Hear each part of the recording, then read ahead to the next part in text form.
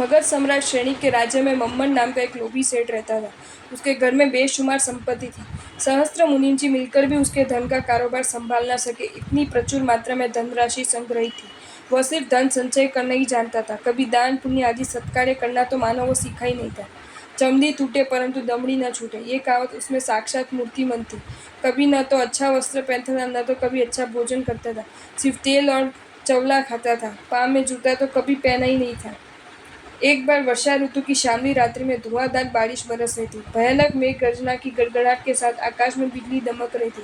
चारों ओर घना अंधेरा छाया हुआ था। ऐसे समय में मम्मन अपने शरीर पर सिर्फ एक लंगोटी धारण करके हाथ में कुल्हाड़ी लेकर निकला। नदी में भयानक बाढ़ आई थी। जल प्रवाह तेज गति से बह रहा था। वहां मम्मन नदी के मध्य प्रवाह में खड़ा रहकर पानी के साथ बहती आई हुई लकड़ियां निकालकर इकट्ठी कर रहा था। मगध सम्राट का महल नदी के किनारे पर था। महारानी चिल्लना महल के झरोखे में बैठकर नदी का रौद्र रूप देख रही थी। बिजली के प्रकाश में उसने जल प्रवाह के बीच खड़े किसी आदमी को देखा। उसे देखकर महारानी के दिल में दया भाव प्रकट हुआ। तुरंत उसने मगधपति को कहा, प्राणेश्वर, आपके राज्य में कितना अंधेर चलता है। धन वालों को तो आप सम्मान देते हैं और निर्धन गरीब की कोई संभाल नहीं करता है। देखो ये आदमी कितना दुखी और गरीब होगा कि ऐसी भयानक रात्रि में प्राणों की परवाह किए बिना पानी से लकड़ियां निकाल रहा है। चिलेना की तिखी बात सुनकर महाराजा ने उसको बुलाने के लिए सेवक को भेजा। सेवक मम्मन को बुलाकर ले आया। महाराजा ने उसे नक्शीक देखा, फिर पूछा कि ऐसी भयानक रात्रि में इतना कष्ट क्यों उठा रहे। मम्मन ने कहा कि मुझे बैल की एक जोड़ तैयार करनी है। उसमें एक तैयार हो गया, दूसरे के सींग बाकी है। महाराजा ने कहा कि मेरी पशुशाला में अनेक बैल हैं, इनमें से तुम्हें जो पसंद आए वह ले जाना। मम्मन बोला कि महाराज, आपके यहाँ का कोई बैल मेरे काम का नहीं। महाराजा ने विस्मित होकर पूछा कि तुम्हें कैसा बैल चाहिए।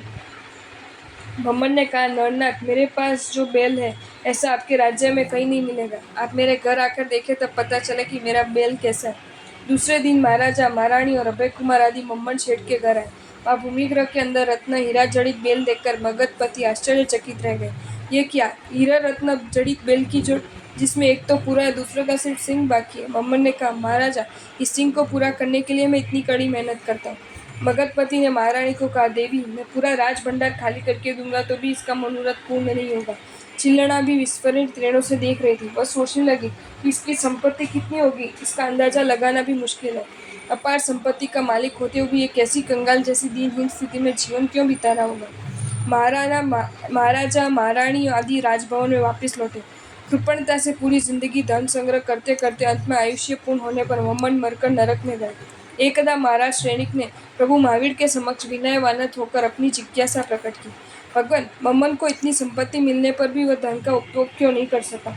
प्रत्युत्तर ने प्रभु ने मम्मन के पूर्व भव की बात बताई। पूर्व जन्म में मम्मन एक वणिक था। एक बार उसके घर में संग प्रभावने के लड्डू आए थे। कोई तपस्वी मुनिराज गोची के समय उसके घर आए थे।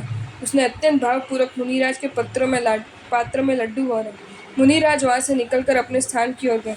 पीछे मम्मन ने लड्डू के खाली पात्र में लड्डू के छोटे छोटे कण पड़े थे।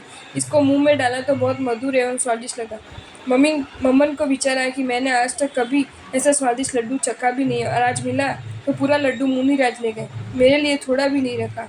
हाय हाय, क्या करूं। इस प्रकार दान देकर वह तीव्र पछतावा करने लगा। जीवन के अंत तक वह पछतावा करके आर्तध्यान करता रहा।